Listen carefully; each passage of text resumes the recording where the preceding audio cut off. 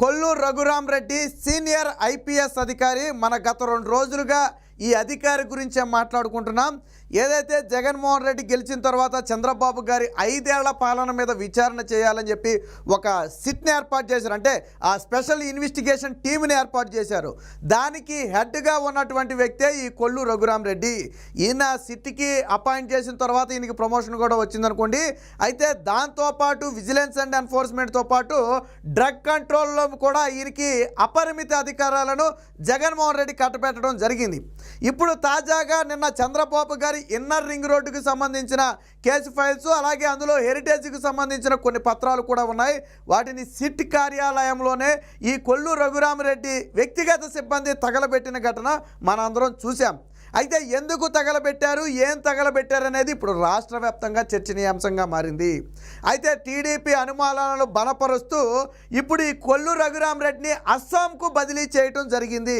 అంటే election commission రాష్ట్రంలో ఉన్నటువంటి ఈ ఐపీఎస్ అధికారిని ఇప్పుడు ఎన్నికల నేపథ్యంలో అస్సాంకు అయితే బదిలీ చేయడం జరిగింది. అంటే జగన్మోహన్ రెడ్డికి ఒక రకంగా గట్టిగా షాక్ ఇచ్చిందని చెప్పొచ్చు. ఎందుకంటే జగన్మోహన్ రెడ్డికి తొత్తుగా వ్యవహరిస్తున్న నేపథ్యంలో ఈరోజు ఎన్నికల కమిషన్ చర్యలు తీసుకుని ఈయన్ని అస్సాంకు అయితే బదిలీ చేయడం జరిగింది. ఎప్పుడైతే అస్సాంకు బదిలీ అయ్యాడు అని తెలిసిందో వెంటనే ఏం చేశాడంటే ఈయన హయాంలో జరిగినటువంటి ఈ కేసు ఫైల్స్ ఏవైతే ఉన్నాయో వాటిలో అనుమానాస్పదంగా ఉన్నవి ఏ ఫైల్స్ అయితే దొరికితే తమకు ఇబ్బందిగా మారుతుందనుకున్నారో వాటి మొత్తాన్ని, అది ఫోర్జరీ ఫైల్స్ కావచ్చు, దొంగ ఫైల్స్ కావచ్చు, లేదా ఇంకోటి కావచ్చు, వాటి మొత్తాన్ని కూడా నిన్న డిస్ట్రాయ్ చేసే ఆ విధానంలో భాగంగా కాల్చివేయడం జరిగింది. అంటే రేపు ఈయన అస్సాం వెళ్తాడు, ఈయన మళ్ళీ తిరిగి వచ్చేటప్పుడు ఖచ్చితంగా ఇక్కడ ప్రభుత్వం మారిపోద్ది. అసలు ఈయన వస్తాడో రాడో కూడా తెలియదు అనుకుంటే అది వేరే విషయం. ఖచ్చితంగా ప్రభుత్వం మారద్ది. ప్రభుత్వం మారిన వెంటనే ఏం చేస్తుంది, ఈ తగలబెట్టిన ఫైళ్ళ మీద విచారణ చేస్తుంది. అలాగే గతంలో చంద్రబాబు గారి మీద పెట్టినటువంటి అక్రమ కేసులకు సంబంధించి ఏదైతే తప్పుడు సాక్ష్యాలు సృష్టించే ప్రయత్నం చేశారో దాని మొత్తం మీద కూడా డీప్ ఇన్వెస్టిగేషన్ జరుగుతుంది. అలా జరిగినప్పుడు దొరకకుండా ఉండటం కోసం ఈ కొల్లు రఘురామ్ రెడ్డి అనే సీనియర్ ఐపీఎస్ అధికారి నిన్న చంద్రబాబు గారి మీద పెట్టిన కేసులకు సంబంధించిన పత్రాలు మొత్తం కూడా కాల్చివేసే ప్రయత్నం జరిగింది. కాల్చివేసి అడ్డంగా దొరికిపోవటమే కాకుండా సమర్థించుకునే ప్రయత్నం చేశారు.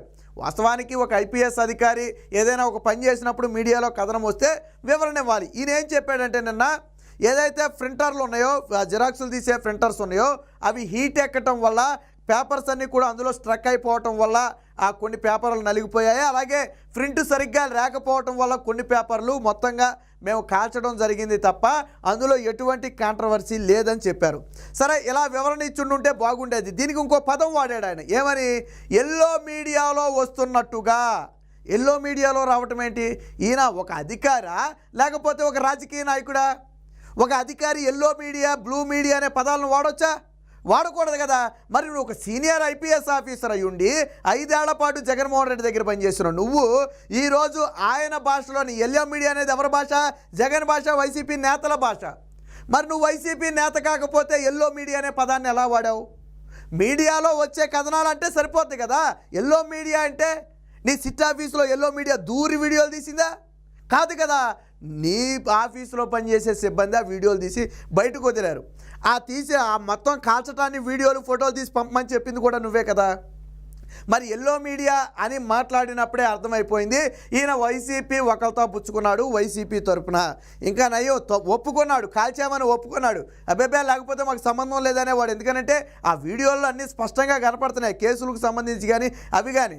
నిజంగా ఏదైనా ఒక కేసుకు సంబంధించిన పత్రాలను డిస్ట్రాయ్ చేయాలి అంటే దానికి ఒక పంచనామాలాగా నిర్వహించాలి.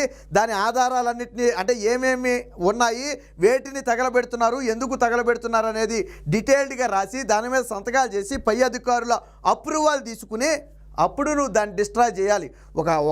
ఒక కేసుకు సంబంధించిన ఫైల్స్ డిస్ట్రాయ్ చేయాలన్నా కానీ దానికి ఒక ప్రొసీజర్ ఉంటుంది. ఇష్టం వచ్చినట్టు ఏదో మూలం ఉన్నాయి కదా చెత్త తీసుకెళ్ళి కాల్చేస్తానంటే కుదరదు.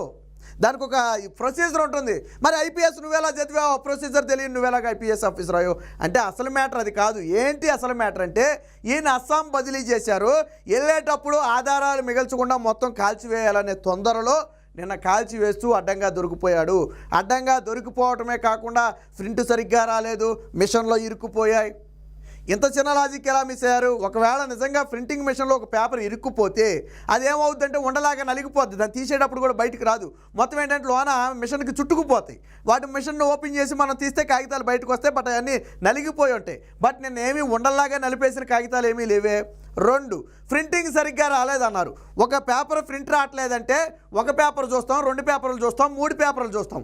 100 పేపర్లు ఎందుకు ప్రింట్ తీశారు? ప్రింట్ రావట్లేదని మీరే అన్నారు కదా. మరి ప్రింటింగ్ సరిగ్గా రావట్లేదని తెలిసినప్పుడు 100 పేపర్లు ఎలా తీశారు బయటికి? ఏదైనా ఒక పేపర్ 2 పేపర్లు తీసినప్పుడైనా మనకు అర్థం కావాలిగా. ఓ ప్రింటర్లో ఇంక్ అయిపోయింది, ఆ ప్రింట్ సరిగ్గా రావట్లేదు, ఇంకు పోసి ప్రింట్ తీయాలనే కనీస ఇంగిత జ్ఞానం ఉండాలి కదా. మరి అది ఎలాగా లేకుండా పోయింది? పైగా మీరు చెప్పింది కూడా అది కూడా అబద్ధమే. ఎలాగా? నిన్న వీడియోలో చాలా స్పష్టంగా కనపడుతుంది ఇంకుతో. ఆ హెరిటేజ్ పత్రాలు చాలా స్పష్టంగా వచ్చాయి. అయ్యో కొన్ని బ్లర్ అయ్యాయని ఏదో రకరకాలు చెప్పారు, బట్ అవేమీ లేవు అందులో. అంటే తప్పించుకునే ప్రయత్నంలో భాగంగా గతంలో చూడండి, ఏదో రథం తగిలిపడిపోతే తేనెటీగలు అన్నట్టుగా ఇప్పుడు ఎందుకు తగలబెట్టారంటే ప్రింటర్ ప్రాబ్లం వల్ల వచ్చినటువంటి పత్రాలు అటవి. సో ఈ రకంగా తప్పించుకునే ప్రయత్నం చేశాడు ఆయన. సో ఈరోజు దానికి సంబంధించిన వార్త వచ్చింది, ఒకసారి చూద్దాం. సో ఇక్కడ చూడొచ్చు, స్టేట్ నుంచి కొల్లి అవుట్ అని చెప్పి ఇక్కడ ఒక వార్త వచ్చింది. దీనికంటే ముందు ఇది ఇక్కడ తగలబెట్టేశారు. ఎన్నికల ముందు సిఐడి ఘనకార్యం, తాడేపల్లి సిట్ ఆవరణంలో కీలక పత్రాల దహనం, హెరిటేజ్ డాక్యుమెంట్ ప్రతులుగా గుర్తింపు. ఇందాక ఆయన ఏదో అన్నాడు కదా, పత్రాలు సరిగ్గా రాలేదు, ప్రింటింగ్ సరిగ్గా రాలేదు అని. చూడండి ఇక్కడ ఎంత స్పష్టంగా కనపడుతుందో. ఇక్కడ పత్రంలో హెరిటేజు, దానికి సంబంధించిన ప్రింటింగు చాలా స్పష్టంగా కనపడుతుంది. మరి వాటిని ఎందుకు డిస్ట్రాయ్ చేశారు? అవి బాగానే ఉన్నాయి. అందులో హెరిటేజ్ పత్రాలు ఎందుకు వచ్చాయి? డిస్ట్రాయ్లోకి హెరిటేజ్ పత్రాలు ఎలా వచ్చాయి? చంద్రబాబు గారి ఇన్నర్ రింగ్ రోడ్డు ఫైల్స్ ఎందుకు వచ్చాయి? రెండోది ఇక్కడ ఏంటంటే మనం ఆలోచించాల్సింది, ఇప్పుడు ఆ పత్రాలను ఆయన చెప్పిందే నిజం అని మీరు అనుకుంటే ఇప్పుడు ఆ పత్రాలు ఎందుకు జిరాక్స్ తీయాల్సి వచ్చింది? మొదటి పాయింట్. ఎందుకనంటే ఇప్పుడు ఈ కేసు ప్రస్తుతానికి హోల్డ్లో ఉంది. దీనికి సంబంధించి ఎటువంటి విచారణలు కూడా జరగట్లేదు. ఆ పత్రాలు ఇప్పుడు ఎవరికి సబ్మిట్ చేయాల్సిన అవసరం లేదు. మరి ఎందుకు 100 పత్రాలు జిరాక్స్ తీశారు మీరు ఇప్పుడు? అదే కేసు జరుగుతున్న సమయంలో అంటే కోర్టుకి ఇవ్వాలి, లేకపోతే ఇంకో దానికి ఇవ్వాలని మీరు ప్రింట్లు తీశారంటే దానికి ఒక అర్థం ఉంది. ఇప్పుడు కేసు ఏం జరగట్లేదు కదా, మొత్తం స్టేల్ మీద ఉన్నాయి, హోల్డ్లో ఉన్నాయి కదా, మరి ఎందుకు పత్రాలు ప్రింట్ తీయాల్సి వచ్చింది? సో దీనికి కూడా సమాధానం చెప్పాలి. మీరు చెప్పిందే నిజమైతే దానికి కూడా సమాధానం చెప్పాలిగా. సో కేసును తప్పుదారి పట్టించేందుకని చెప్పి టీడీపీ ఫైరు, ప్రింట్కి సరిగ్గా రాలేక కాల్ చేసామన్న సిఐడి, దానికి కూడా రూల్స్ ఉంటాయని మరిచిన వైనం. సో నేను ఇందాకే చెప్పా, ప్రింట్ సరిగ్గా రాకపోయినా దాన్ని డిస్ట్రాయ్ చేయాలన్నా దానికి రూల్స్ ఉంటాయి. ఇకపోతే అసలు విషయానికి వచ్చేద్దాం. స్టేట్ నుంచి కొల్లి అవుట్. ఎక్కడికి వెళ్ళాడు ఆయన? పోలీసు పరిశీలకుడిగా అస్సాంలో బాధ్యతలు వేశారంటే ఒక చిన్న రాష్ట్రంలో వేయడం జరిగింది. జగన్కు ఎన్నికల కమిషన్ మరో షాకు. వైసీపీకి అస్మదీయ ఐపీఎస్గా రఘురామిరెడ్డి, సిట్ పేరుతో విపక్ష నేతల పైన గురి. అలాగే బాబుని అరెస్టు చేసింది కూడా ఆయనే. విజిలెన్స్ అండ్ ఎన్ఫోర్స్మెంట్లో అపరిమిత అధికారాలు, ఔషధ నియంత్రణ విభాగం పైన కూడా ఆధిపత్యం. ఆ సమయంలోనే ఈ నారాయణకి సంబంధించిన ఈ మెడికల్ కాలేజీలు ఏదైతే ఉన్నాయో వాటిలో ఇన్స్పెక్షన్కి వెళ్ళటం, ఏదో అవకతవకలు జరిగాయని చెప్పి ఆరోపణలు చేయటం, ఆ సీసీ కెమెరాల రికార్డులన్నీ తీసుకోవటం, రకరకాల కుట్రలు బన్నీ కొన్ని రోజుల పాటు దాని మొత్తాన్ని కూడా డిస్టర్బ్ చేసే ప్రయత్నం చేసిన వ్యక్తి. బట్ ఏమీ దొరకలేదు, అందులో దొరక్క చివరికి చేసేది ఏమీ లేక వచ్చేసాడు అనుకోండి. సో అపరిమిత అధికారాలు కూడా కల్పించాడు జగన్మోహన్ రెడ్డి. రాగానే 13 జిల్లాల్లో ఎవరినైనా విచారించవచ్చు, ఎవరినైనా తీసుకురావచ్చు, ఎవరి మీదైనా చర్యలు తీసుకోవచ్చు. అలాగే కేవలం ప్రతిపక్ష నేతలే కాదు, ఎవరైనా పోలీస్ శాఖలో తోకజాడించి జగన్మోహన్ రెడ్డికి ఎదురు తిరిగితే, జగన్మోహన్ రెడ్డి ఆ నేతలు చెప్పినట్టు చేయకపోతే వాళ్ళను కూడా వేధించే ప్రయత్నం చేశాడు ఈ రఘురామిరెడ్డి.